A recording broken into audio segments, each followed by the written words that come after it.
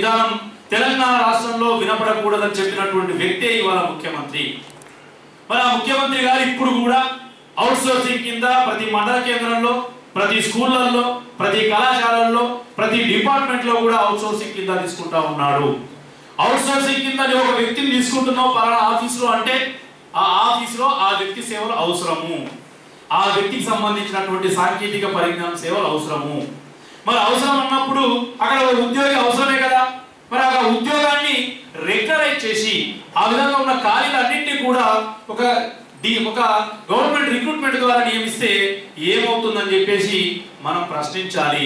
ఆ విధంగా ప్రశ్నించనన్ని రోజులు అవుట్ సోర్సింగ్ కింద వెట్టి చాకరీ చేయించుకొని మళ్ళీ 4 ఏళ్లకు 2 ఏళ్లకు వాళ్ళని టెర్మినేట్ చేస్తారు. సంవత్సరానికి ఒకసారి 4 ఏళ్లకు ఒకసారి తీసేస్తే వాడు మళ్ళీ పుట్ట చేత పట్టుకొని రోడ్ల మీద తిరగాల్సినటువంటి అవసరం ఏర్పడుతుంది. కాబట్టి ఒక క్లారిటీ ఉండాలి.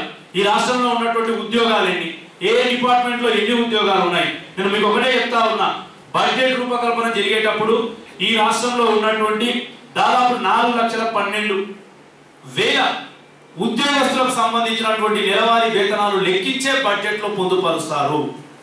కానీ ఆ సంవత్సరంలో రిటైర్డ్ కావచ్చు, చనిపోవచ్చు, స్వచ్ఛంద పదవి విరమణ చేసుకోవచ్చు, రాజీనామా చేసినటువంటి ఉద్యోగాలు కూడా వేలకు వేలు ఉంటాయి. మరి ఆ వేలకు వేలు ఉన్నటువంటి పోస్టులకు ఇచ్చే వేతనము ప్రతి సంవత్సరం బడ్జెట్ లో కూడా మిగులుతుంది. మరి ఇంత మిగులుతున్నటువంటి ధనాన్ని మీరు వృధా చేస్తున్నారే తప్ప ఎక్కడైతే వేకెంట్ అవుతుందో ఆ వేకెంట్ కు ఎంబడే రిక్రూట్మెంట్ ఎందుకు చేయరు? వేరే రాష్ట్రాల్లో లేదని చెప్తారు గవర్నమెంట్.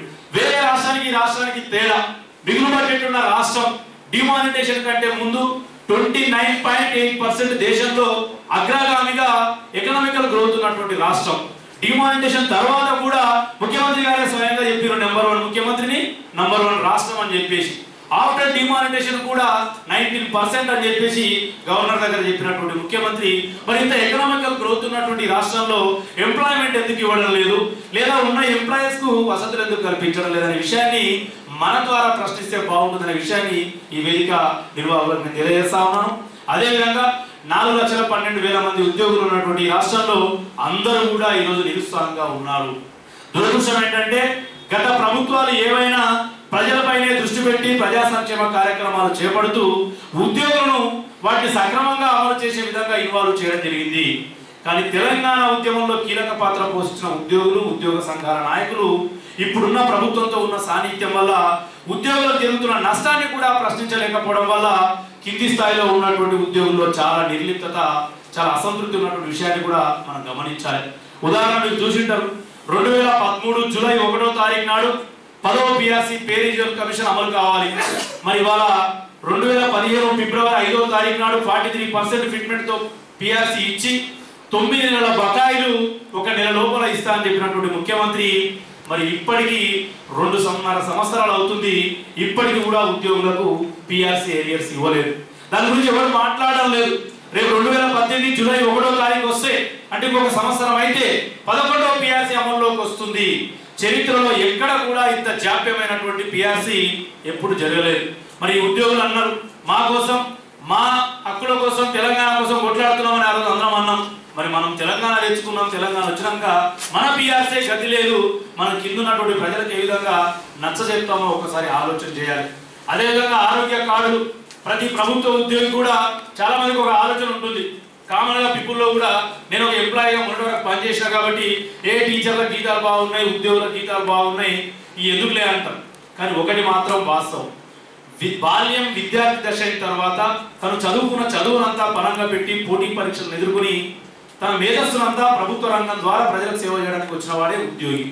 మరి హెచ్చు కాలం దాదాపు 30-35 సంవత్సరాల జీవితంలో ప్రభుత్వానికి సేవ చేస్తాడు కాబట్టి ఆ వ్యక్తికి నష్టం జరగకుండా హెల్త్ కార్డ్స్ అంటే ఆరోగ్య సంబంధించినటువంటి భద్రత ప్రభుత్వానిదే. కాబట్టి ఈ ప్రభుత్వం 2014 సెప్టెంబర్ 22న ఉద్యోగ సంఘాల మీటింగ్ పెట్టి జబ్బు మీది, ఆసుపత్రి మీది, డబ్బు మాత్రం నాదని చెప్పిండు ముఖ్యమంత్రి. జబ్బు మీది, ఆసుపత్రి మీది, డబ్బు మాత్రం నాదని చెప్పిండు. ఈ రోజు వరకు కూడా ఏ కార్పొరేట్ ఆసుపత్రిలో కూడా ఎక్కడ అమలు కావడం లేదు. ఒక ఉద్యోగి లేదా ఉద్యోగి డిపెండెంట్స్ లేదా ఒక రిటైర్డ్ ఉద్యోగి హాస్పిటల్కి వెళ్తే అనేక రూల్స్ విన్న తర్వాత ఈ జబ్బుకు మా దగ్గర మెడికల్ రియంబర్స్మెంట్ కానీ హెల్త్ కార్డు కానీ లేదు, మీరు ఇంకో ఆసుపత్రికి వెళ్ళాలి, అక్కడ పోతే అదో చిత్రం, ఇంకో దగ్గర పోతే ఇంకో చిత్రం. ఇవన్నీ ఎందుకని జేబులో డబ్బులు తీసుకొని ఉద్యోగులు ఈరోజు హెల్త్ ఫెసిలిటీని పొందుతున్నటువంటి వైనాన్ని కూడా మనం గమనించాలి. నేనేమంటున్నానంటే ప్రభుత్వం చెప్పని వాటి గురించి మేము వెళ్ళాం. ప్రభుత్వం హామీలు ఇచ్చి ప్రభుత్వం నమ్మబలికి ఉద్యమ కాలంలో మీరు ఇచ్చినటువంటి వాగ్దానాలను ఏ మేరకు నెరవేరుస్తున్నారు?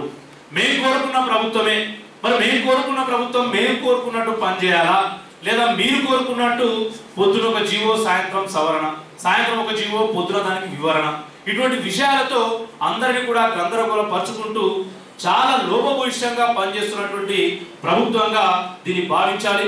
కాబట్టి ఒకటే చెప్తా ఉన్నా, ఈరోజు నిర్వాహకుల ద్వారా ఇవాళ ఒక ఉద్యమం చేసి ఒక పవర్ఫుల్గా పార్టీ ప్రభుత్వాన్ని ఎంజాయ్ చేస్తున్నటువంటి పార్టీకి దీటుగా ఇక్కడ ఒక ఈ వేదిక ఏర్పాటు కావడం అనేది ఒక చరిత్రాత్మకమైన అంశంగా నేను భావిస్తా ఉన్నా.